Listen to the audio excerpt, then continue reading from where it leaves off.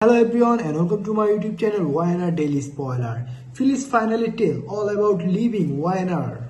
Here are the specifics of Phyllis's departure from YNR, which she finally revealed. 2026. I'm not going, because I despise you. I have to learn how to love myself, which is why I'm leaving. Phil's farewell. The real reason Phyllis rules away, a 2026 feature for Young and Restless. The night they bid Phyllis Summers farewell with her surprise, the lights on the Newman Vineyard Terrace were brighter than normal. A jazz quartet kept the tiny crowd enthralled between appetizers and confessions, while crystal chandeliers hung like captured stars. People attended because Phyllis Summers has always been deserving of an audience, and because, in Genoa City, a spectacle that smells like closure is always worth seeing. Naturally, Phyllis was late, but she was well-groomed, with a face that had cultivated both mischief and vulnerability in equal measure, a lovely crimson dress, and hair that had never learned to obey. On the inside, she felt smaller than any headline could make her, but her grin at the door was an expression of public appreciation. People gave each other hugs. People shed dramatic tears. Influencers captured heartfelt selfies as fans lined up for them. However, the silent chain of reasons that had been building inside her for months, secret and weighty, was not explained by anything in that sparkling space. The lady who had survived and repeatedly used her existence as a weapon was prepared by the time Victoria grabbed the microphone and referred to Phyllis as a miracle who happened to all of us. Yes, she had practiced the speech, but the soap opera fact is that you never know what you'll say when everyone is waiting for the ideal final line. When Summer, who is unrelated in this story, gave her the first loud, heartbreaking applause, she cleared her throat and grinned. All right, Phyllis replied. I'm embarrassed by you. I didn't come here to be auctioned off or grieved over. I came because I owe you the whole truth. Breathless quiet ensues. The press conference that destroyed Genoa City. The town had good reason to gasp 2 days later. In crimson lights, where secrets linger long after the coffee is gone, Phyllis sat at a modest table. The faithful were seated in the chairs, the cameras were downstairs, and Sharon sat next to her, assuming and hand-warm. This was a woman who had been concealing a map and ultimately chose to give it to the wrong people. It wasn't a phony press release. I've been an open book, a paperback romance, and sometimes a scandalous serial, she said in a steady voice befitting a woman who has earned a living by stealing scenes. However, I retained some of the sheets folded. I'm heading out of Genoa City. I'm not going to retire. I'm not going to die. I'm not fleeing from anyone. I'm moving toward tranquility, which I haven't earned. That line's simplicity was adored by headlines. However, viewers of soap operas are aware of the delectable part. Why is never easy. What took place? Sharon asked, primarily for Phyllis, but also for the cameras. Phyllis laughed, but it was not a very funny laugh. Everything is a compound interest story, she stated. Having nothing at first, I discovered that safety is bought by power, influence is bought by attention, and protection can and frequently does smell like control. I made deals over the years, some of which were ruthless, some of which were cunning, and some of which I now realize were self-serving. There are two sides to the ledger, just trying to survive and hurt other people. I'm sick of juggling them. It wasn't a justification. It wasn't a request. It was an admission. I made choices to protect myself, the people I cared about, and occasionally to protect myself by causing harm to those I loved. I'm responsible for that. I can make an effort to explain why, such as fear, abandonment, or the desire for something I never had, but it won't make it right. What had motivated her to pack a bag and make a 5-year commitment to herself remained a mystery. The 4 people who stole her heart and the 3 reasons Phyllis gave. Like a lady deciphering a will, Phyllis moved through the arc. 1. She required a sincere space to mourn. She claimed that Genoa eats grief and calls it entertainment. You never allow yourself to cry without cameras when the people you've loved and despised receive headlines rather than space. I lost folks. When I chose to create noise rather than make amends, I lost myself. When the acclaim ends, I need a space where I can discover who I am. A place where I can grieve in private. She talked about spending late nights at jabot parties, selecting lipstick colors with guys who had large sums of money and strict rules about silence, and hearing a mother's voice that she had never really heard in private. Fundamentally, Phyllis's wish to mourn the aspects of herself that she had weaponized led her to distance herself from the public. 2. She aspired to be more than just the woman who stirred the pot. She admitted, "I became skilled at stirring the pot because I believed it would make me indispensable. However, it made me cruel. I aspire to be a selfless giver. I would like to volunteer and go somewhere where I'm not called summers first and problems second. Without doing it for the sake of appearances, I wish to assist women in finding their feet." In her speech, she signed up for a pilot project that taught sufferers of emotional abuse how to restore financial independence, and a remote charity leadership program in Portugal. Ironically, this was the same work that she had previously abused on camera. 3. She desired to fix the damage she had caused. This was the announcement's sincere core. "I have caused harm to others without intending to. I have occasionally exploited others to gain money for my own fear. Because they were easy targets, I have pursued people who didn't deserve it. Without the cameras or an audience, I would like to apologize. I want to approach the folks I have harmed and tell them what I know they won't immediately accept, but that I must say." Then, in order to demonstrate accountability rather than to humiliate, she named names. She wrote a letter by hand to Nick, Summer, Sharon, and Jack. Some rejected the initial approach, while others accepted. That's the truth of soap operas. Trying out for a part that no producer can guarantee is redemptive. 4. And the unexpected part, a private health emergency. The most personal revelation was this one. "Last year, I nearly had a heart attack," she remarked. "I had become a stranger to myself, not because I was overworked. There's a peculiar clarity that comes with a near miss. According to the doctors, I should slow down. They sounded to me like a diagnosis and an authorization. To be really honest, I'm afraid of dying as someone I don't recognize. So I decided to live." The crowd understood even if she didn't dramatize it with a histrionic tumble on the ground.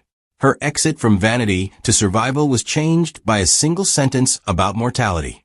The individuals who tried to stop her in the showdowns. A Phyllis Summers' farewell cannot be written without conflict. And Genoa City, being Genoa City, complied. The moment with Jack.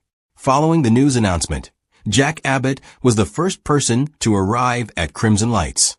The two had an aggressive, sensual, and profoundly human past. He discovered her using the theater of ritual to fold napkins. He had a joke to tell. He didn't make any. "Are you going?" he remarked. Not a query. A request that sounded like sorrow. "For the time being," she replied. "I'm still alive." Like a guy attempting to maintain equilibrium in the world, he placed both hands on the table. "Phyllis, we perform better at competitions than at funerals. Don't abandon me without putting on one more act." She made a grab at him. He attempted to persuade her to stay by offering to trade her exile for a board membership, expanding her charitable work, and naming a division of the Abbott Institute for Faces of Recovery. The telegraph was final in her voice as she said, "No, Jack. I own this. You can come see me in Lisbon or donate to my charity from an armchair. What I need to do cannot be fixed by you." He departed with a man's feeble attempt at support rather than acceptance. Jack has always had plans, so this one had to be hers. The Nick conflict. Nick Newman arrived with a moral compass and a ledger. In the Newman boardroom, he cautioned, "You're walking into a world that will eat you alive. You are aware of those who will exploit your good intentions. So let them," Phyllis retorted. "I've been consumed by the world for a long time. Perhaps it's time for me to do the breaking." Nick, who was protective and practical, offered an alternative currency. He had established a foundation with safeguards to preserve her legacy, a straightforward legal framework to guarantee the survival of the causes she cherished. Phyllis softened her tone and remarked, "You sound like Victor. And I don't want a patriarch to save me right now. I wish to protect myself." The Sharon scene, a necessary apology. It was unexpected to learn that Sharon Rosales had been Phyllis's conscience, as well as her enemy. The two ladies had improved and worsened each other, but they were never unimportant to one another. At 2 in the morning, Sharon sat on the bonnet of her car outside the hospital, listening to Phyllis confess the things she could never say in the United States. The times she had purposefully twisted the facts to win, the nights she had been cruel out of hunger. "I caused you pain," Phyllis remarked. "I composed tales about you. I ridiculed the way you loved people. I didn't realize that love softens us." Sharon appeared to be practical in her ability to forgive. "You did what you had to do back then, but now you're doing what you have to do for yourself," she remarked. "That's courageous. However, the people you broke will always be your responsibility." Their embrace was a bond between two women who had experienced both private reconciliations and public heartbreaks, rather than a neat conclusion. Why Lisbon for the secret project? Regarding the destination, Phyllis had been evasive. Lisbon was a pilot facility that mixed financial empowerment training for survivors with creative treatment. She had already given fund there, and a tentative team was waiting for her arrival. This is why she chose the name, not because it sounded romantic. "I came to the realization that I wanted to create a place that reduced the cruelty of people's lives," she said. "And I want to be present when people arrive for the first time, unadulterated, if I'm going to be doing the work." She emphasized that the endeavor was not public relations. She stated, "People believe they can purchase a rescue narrative with a check. I don't want to be the story of the rescue. While other women are courageous, I want to be the untidy lady who sits." She completed a trauma-informed financial planning teaching credential program. She had reserved a room above a bakery, intending to spend the afternoons opening case files and the mornings learning how to make bread. Grand, a bit dramatic, and absolutely important, it was a Phyllis move. The last episodes, moments that fans discussed for months. Because great departures necessitate great television, YNR audiences glommed onto the arc. Her moments were written with equal parts tabloid explosions and candlelit tenderness. Episode 1, The Confessional.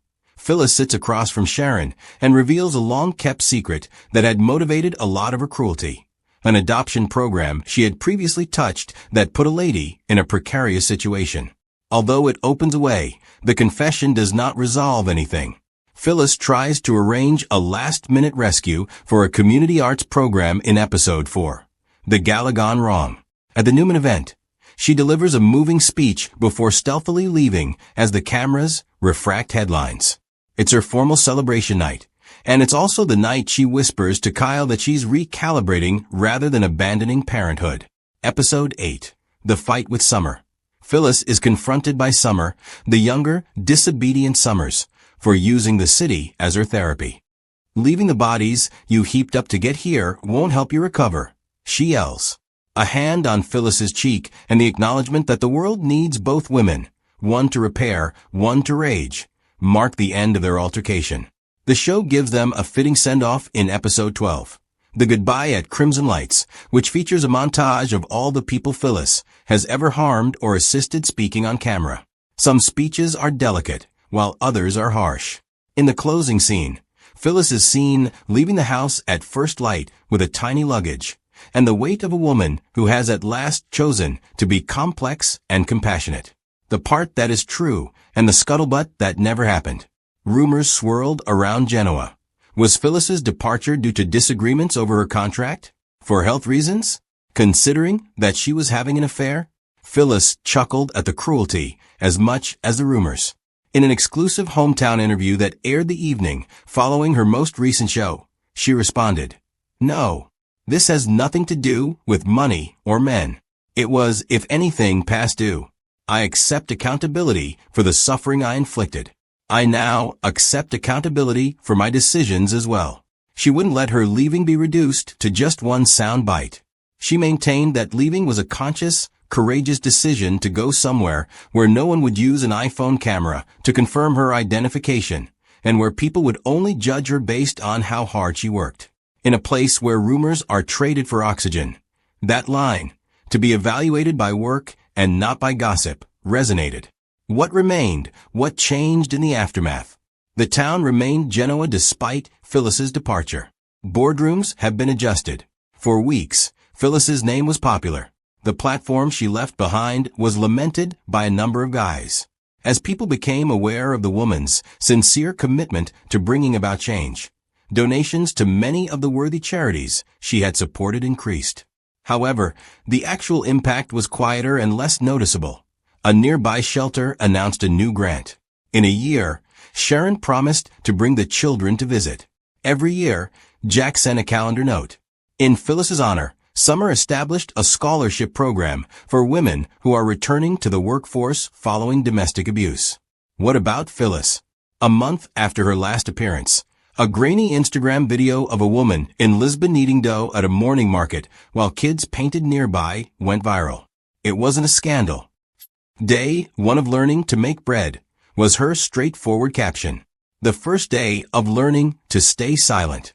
What Phyllis told the woman in the mirror in the final line. The final picture before the titles rolled was a home fragment rather than a parade. Phyllis by herself in a little Lisbon flat, a kettle simmering, the morning sun streaming through a small window. She turned to face the camera, speaking gently to herself rather than the audience. "I would have told you everything if you had asked me what I wanted when I was 20, she remarked. I believed that I could take everything at 30 without facing any repercussions. Apparently, I discovered the truth at the age of 50. Sometimes leaving is the bravest form of staying. I'm leaving Genoa City because I loved it so much that I broke it and learned how to fix it, not because I detest it. I want to return better, which is why I'm leaving." Phyllis Summers ended a chapter that was equal parts controversy and conscience with that. The city would complain. The tabloids would plot a resurgence of rumors. For weeks, fans would post hypotheses on Twitter, such as a surprise wedding, a late-night appearance to serve hot coffee to an unwary villain, or a return for a funeral. There are always secret entrances and exits in soap opera life. For the time being, though Phyllis's farewell served as a lesson, bold women can reinvent themselves both on and off camera. Departures can be a kind of self-care, and sometimes the only thing left to do when you've written your own headlines is to step off the page and write a more subdued tale that only you will be able to share.